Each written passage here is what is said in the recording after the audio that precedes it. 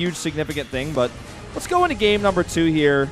Losira, 5-1, 1-1 versus Terran. Yeah, I think he took a lot of his wins against Protoss. I actually have the sheets here if I can just take a quick look and see exactly. Seems like he is 3-0 versus Zerg. So, in fact, he got most of his wins against Zerg. 1 against Protoss, 1 against Terran, and 1 loss against Terran. So, this guy having a lot of success in the ZVZ matchup. He's one of the fastest players we've got in the world, let alone Korea. You guys can, we say this every time this guy comes out, but he's very famous for it. You can go ahead and check out Calder's video on his APM. It's pretty insane. It absolutely is. Now, aLive, this guy has had a tough time. In total for Pro League stats, he is 6-13. He's only played 1 game this season. For good reason. His results last season were atrocious, and he has not yet played this matchup. But StarTale-yoe is in need of a good player. There, obviously, this guy has talent. He's been incredibly successful in the past. This guy is like an IPL champion, but, you know, he's having trouble right now. Yeah. If you don't stay on top of your game, other players are going to surpass you. If they're practicing more, they're playing better, they're staying in touch with the meta and stuff. And it seems like Live has fallen out for a bit, but let's see if he can come back here. We're going to jump into game number 2. It's going to be on merry-go-rounds here for the ZVT. It's going to be Losira versus aLive.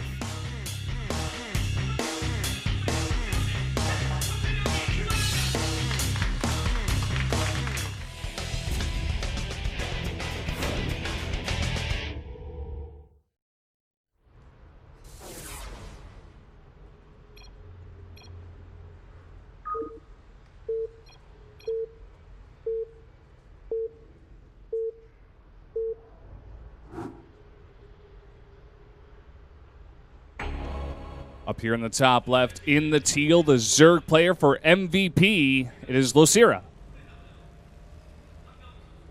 And his opponent to the top right in pink for StarTale-yoe, it is aLive. aLive has seen a lot of teams. He was actually on Fnatic for a time. His original team and clan was actually ST-YOE. And ST-YOE is, of course, a clan that's existed for a long time in StarCraft 1 and then was one of the first clans in StarCraft 2 as well. And aLive's kind of been around. You've seen all these on EG a little while. Yeah. He's been on quite a few foreign teams, quite a few Korean teams. Now finds his home on StarTale. Yeah, he's with one of his ST-YOE buddies. When you said ST-YOE, I just thought of Leenock ST-YOE. And Leenock coming ahead and not winning his game, but they're still on the same team here. So that's pretty cool to see. I mean, these guys have been around for so long, and they're still together. Eventually, I mean, they've came back together on the same team. Sure, you know, they've definitely practiced with each other a lot. And I saw aLive wave for a second. Yep, we're going to see a pause. Game paused.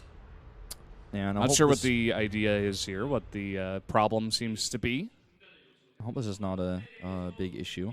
It seems to be something simple. He doesn't seem like panicked or anything like that. Yeah, it might just be a hotkey issue, and he'll probably be issued a warning if that's the case. If it's not like a computer issue or a technical issue, usually if it's your own fault, you will get a warning because you are interrupting the game and, you know, hurting your opponent, breaks their focus. Yeah, and I firmly believe that there should be a penalty for hotkey issues. I've always felt this way because if you're and we just got the official confirmation that, yes, it was a hotkey problem. But, you know, if your opponent is set up and ready and you're not, and you have to pause the game and interrupt his line of thought and his focus, you should absolutely be penalized for that, in my opinion. Of course, especially during a live broadcast. You know, we're on TV here as well in Korea. Like, you are actually interrupting the live TV broadcast by doing this. Yeah, so. It's like a delay of game penalty. It is actually a delay of game penalty because it's not like the ball just popped or something. It's like you actually messed up, like your shoes untied or something. Right. You know, if the computer is lagging, if your screen goes black, if your sound stops working and it's not your fault, that's a totally different story. But in this case, I mean, of course, yeah. He had an entire set to set up his hotkeys. Now, that aside, this is a stressful environment. aLive has a poor record. We all know that. So he's probably really stressed out. Made a mistake. Team's going to get a warning most likely. Yeah. We're moving on. Well, I hope it doesn't weigh on his shoulders. That's the one thing you have to think. Like, when that happens to you, it's very unfortunate because you're like, oh, I messed up. I effed up. Like, this is my fault, but I have to play my game. I still have to do my best. I cannot get tilted from this because it's such a minor issue in the whole scope of things, you know. It's Right. more about winning your game rather than worrying about the small warning you're going to get. Yeah, that's the kind of thing you win your game. Your coach is not even going to mention the warning to you, like, after you win the game, like, hey, good job. He's not going to be like, man, I can't good believe job, you forgot your hotkeys again. This drone actually may get sniped. One more shot will do it. Yep. That's really unfortunate. That's what happens sometimes. You scout the wrong direction. You lose your drone if you're not careful. But a very diligent scout here from Losira. He was absolutely concerned about a proxy and sent it to both locations. Very safe thing to do. Now his overlords can get into position to further scout the base later, and he gets away with his greedy opening as a result. So I like this choice. And aLive is a type of player, if you're Losira, you're like, well, look at my record, and look at how many people I've beaten recently.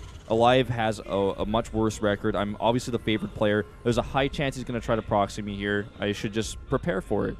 Yeah.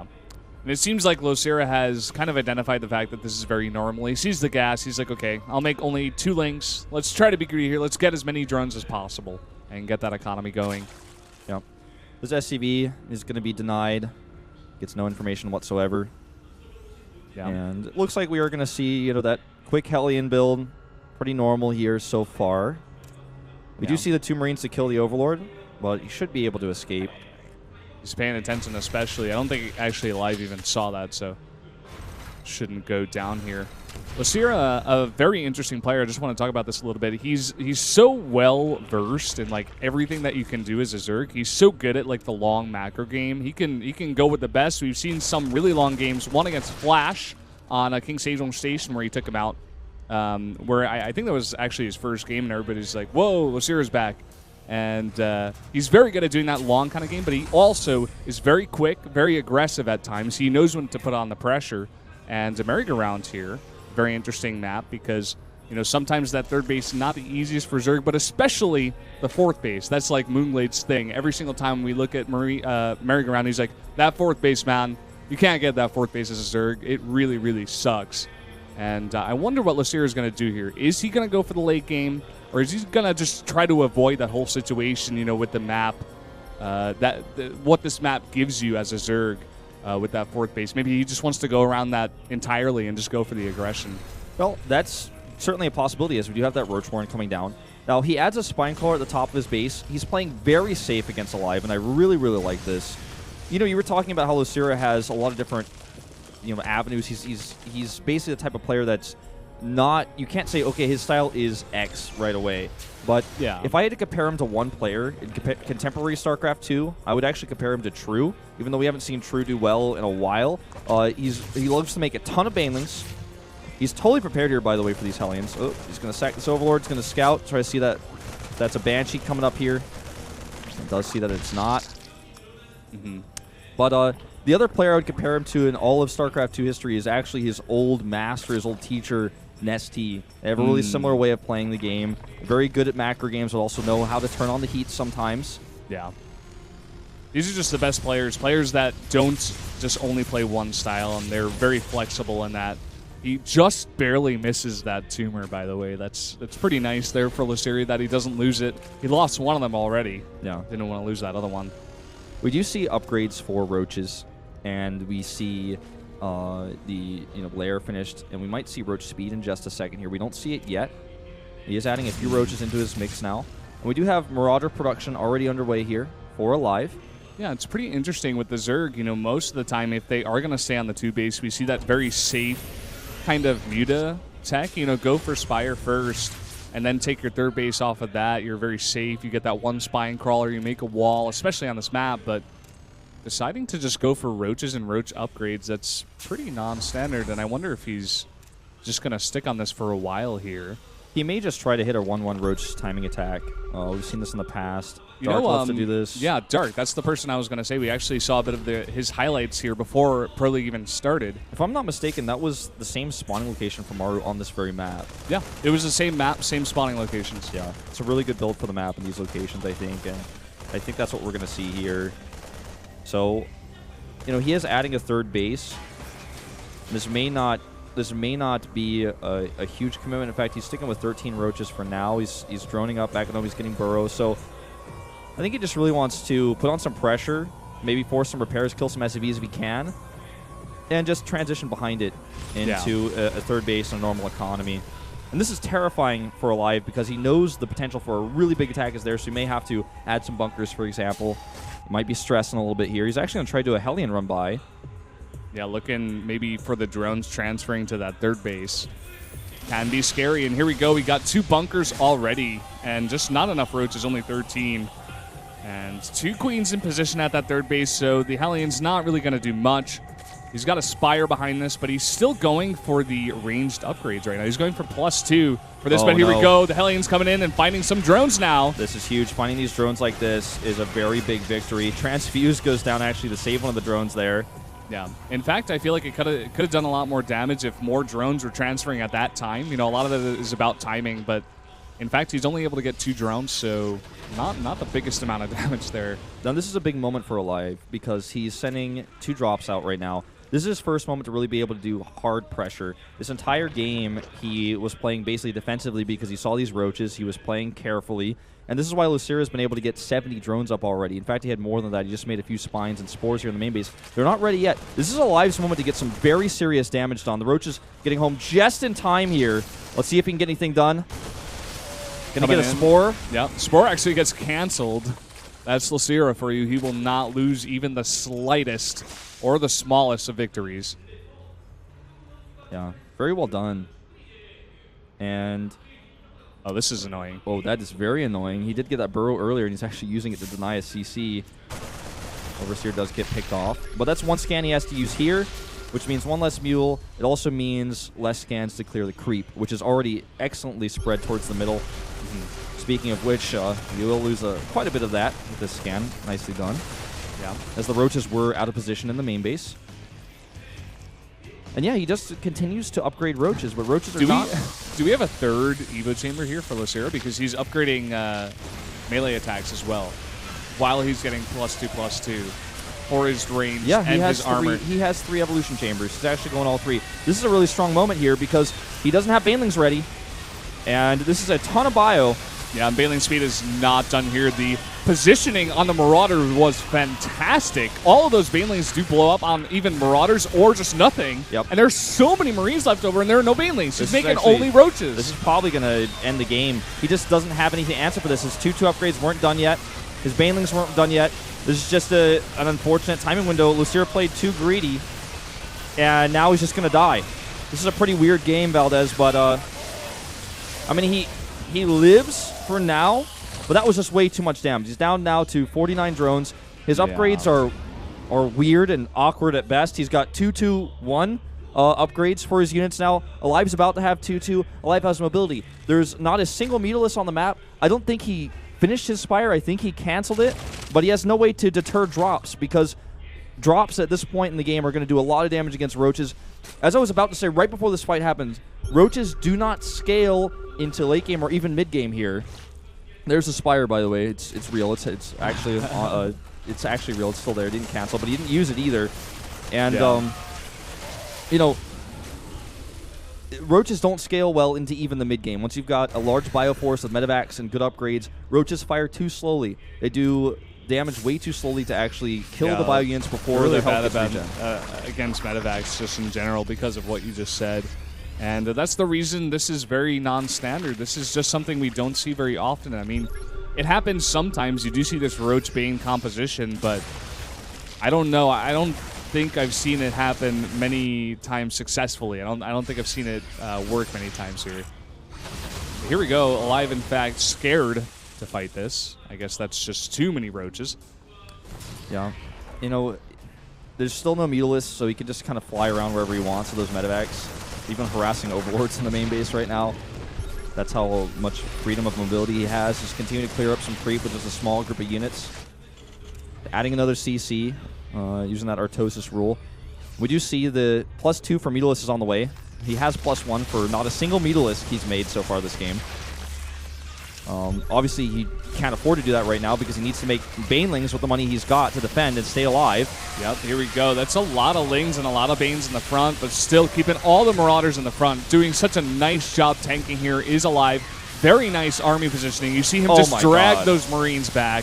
That was perfect. That's just like a control click on Marines and push it back. But you know what? There's a lot of roaches here. Losira's starting to stabilize a little bit. Yeah, he's got some good micro, but it's not good enough to win him that fight there.